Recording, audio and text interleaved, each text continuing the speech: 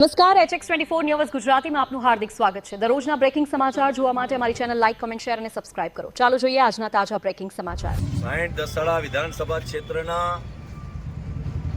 પાટડી તાલુકા પંચાયત અને પાટડી નગરપાલિકાની ચૂંટણીના ફોર્મ પરત ખેંચવાની આજે છેલ્લી તારીખ હતી। સમય પૂર્ણ થયા બાદ આજે પાટડી નગરપાલિકાની 24 સીટમાંથી 16 સીટ બિનહરીફ જાહેર થઈ છે। 5 સીટ પર જ કોંગ્રેસના ઉમેદવાર છે, એટલે 3 સીટ આડકતરી રીતે પણ વિજેતા જાહેર થઈ છે। એટલે કે 24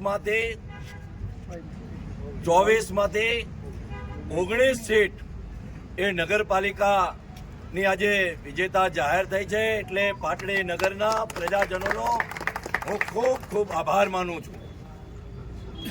એની સાથે સાથે પાટડી તાલુકા પંચાયતની પણ 22 માંથી 3 સીટ પરના કોંગ્રેસના ઉમેદવાર, કઠાડામાંથી ભક્તિગરી ગોસાઈ એમણે ભારતીય જનતા પાર્ટીનો ખેસ ધારણ કર્યો છે અને આજે ફોર્મ પરત ખેંચ્યું છે।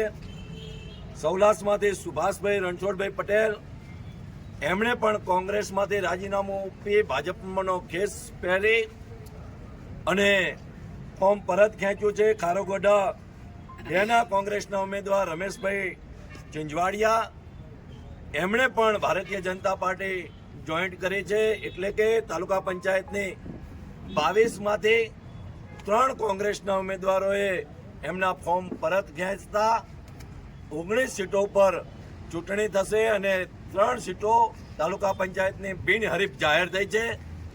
એની સાથે સાથે જિલ્લા પંચાયતની દ્રષ્ટિકોણથી 5 તાલુકા પાટડી તાલુકાની 5 જિલ્લા પંચાયત સીટમાંથી સૌલાસ જિલ્લા પંચાયત સીટના કોંગ્રેસના ઉમેદવાર વિક્રમભાઈ રબારીએ 2 દિવસ પહેલા જ ભારતીય જનતા પાર્ટીના કમલમ ખાતે ખેસ ધારણ કરી અને આજે એમનું ફોર્મ પણ પરત ખેંચ્યું છે।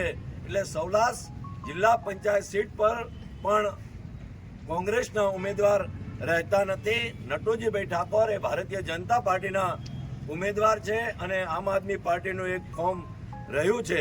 એ દ્રષ્ટિકોણથી સૌલાસ જિલ્લા પંચાયત સીટ અને બાકીની 4 જિલ્લા પંચાયત સીટ એમ 5 જિલ્લા પંચાયત સીટની અંદર ભારતીય જનતા પાર્ટીનો વિજય નિશ્ચિત છે। જે પ્રકારે અમે ફોર્મ ભર્યા ત્યારે અમે કહેતા હતા કે તાલુકા પંચાયતની 22 સીટ જીતવાની છે, નગરપાલિકાની 24 સીટ જીતવાની છે અને જિલ્લા પંચાયતની 5 સીટ એ ભારતીય જનતા પાર્ટીનો ભગવો લહેરાવાનો છે। એ દિશાની અંદર જે પ્રકારનું આજે આ પાસા ખેંચવાની તારીખે એ વાતાવરણ બન્યું છે, સમગ્ર વિસ્તારની અંદર ભગવો લહેરાયા બદલ ખુશીની લહેર જોવા મળી છે। એ બદલ ભારતીય જનતા પાર્ટીના આ કાર્યકર્તાઓને ખૂબ ખૂબ અભિનંદન આપું છું અને પ્રજાનો ખૂબ ખૂબ આભાર માનું છું। આભાર। આજરોજ ફોર્મ પરત ખેંચવાનો 3 વાગ્યાનો સમય પૂરો થયો। એમ માન્ય ધારાસભ્યશ્રીએ કીધું એમ કે નગરપાલિકામાં 24 માંથી 19 બિનહરીફ થઈ છે, તાલુકા પંચાયતમાં 22 માંથી 3 બિનહરીફ થઈ છે અને જિલ્લા પંચાયતમાં પણ કોંગ્રેસનું ફોર્મ પરત ખેંચવામાં આવ્યું છે વિક્રમભાઈ દ્વારા। એટલે કહેવાનો મતલબ પહેલાં પણ જ્યારે ફોર્મ ભરતા પહેલાં મધ્યસ્થ કાર્યાલયથી જેમ કહેવામાં આવ્યું હતું કે ભાઈ પાટડી નગરપાલિકા 24 માંથી 24 ભારતીય જનતા પાર્ટી જીતશે, તો આજે 19 બિનહરીફ થઈ અને આગામી જે 5 છે નગરપાલિકાની સીટો એ પણ જ્વલંત વિજય સાથે ભારતીય જનતા પક્ષ જીતવાની છે। 5 એટલે કે 24 માંથી 24 એ ભારતીય જનતા પાર્ટીની સીટ થવાની છે। તાલુકા પંચાયતમાં પણ આ વખતે ઐતિહાસિક કોંગ્રેસના મિત્રો ભારતીય જનતા પક્ષમાં જોડાયા એટલે સોનામાં સુગંધ ભળી છે અને એમનું પણ બળ ઉમેરાણું એટલે 22 માંથી 22 તાલુકા પંચાયતની સીટ પણ જીતવાની છે ભારતીય જનતા પાર્ટી।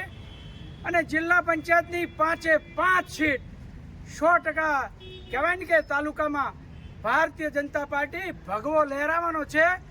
પાટડી તાલુકાની જનતા જનાર્દન જે કંઈ ચૂંટણી જે બાકી છે, જ્યાં બિનહરીફ નથી થઈ, ત્યાં પ્રજા ભારતીય જનતા પક્ષને મત આપવા માટે થનગની રહી છે અને પાટડી તાલુકો કોંગ્રેસ મુક્ત બની રહ્યો છે. એ આ તબક્કે હું ખાસ કહેવા માંગુ છું. બસ એ જ વાત વિશેષ ધારાસભ્યશ્રીએ કીધી છે એ મુજબ પાટડી તાલુકામાં કાર્યકર્તામાં જબરજસ્ત એક અનેરો ઉત્સાહ છે આજે.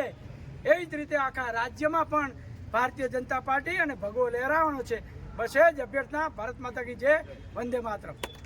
સ્થાનિક સ્વરાજની ચૂંટણીને લઈને જે પ્રમાણે ઉમેદવારી પત્ર પરત ખેંચવાનો સમય 3 વાગ્યા સુધીનો નિર્ધાર હતો, એમાં પાટડી નગરની 19 બેઠકો પરથી કોંગ્રેસ પક્ષના ઉમેદવારોએ પોતાના ફોર્મ પરત ખેંચ્યા છે અને તાલુકા પંચાયતની 3 બેઠકો પરથી કોંગ્રેસ પક્ષના ઉમેદવારોએ પોતાના ફોર્મ પરત ખેંચ્યા છે. એટલે સીધી રીતે ગણીએ તો 19 બેઠકો નગરપાલિકાની આજે ભારતીય જનતા પાર્ટીના પક્ષમાં વિજેતા જાહેર થઈ છે અને 3 બેઠકો બિનહરીફ રીતે તાલુકા પંચાયતમાં પણ ભારતીય જનતા પાર્ટીના ફાળે ગયેલી છે. આગામી સમયમાં દસાડા તાલુકા પંચાયતની 22 બેઠક પર ભારતીય જનતા પાર્ટીનો ભગવો લહેરાશે અને 5 જિલ્લા પંચાયત એ પણ ભારતીય જનતા પાર્ટી જીતશે એ કાર્યકર્તાઓનો કટિબંધ છે.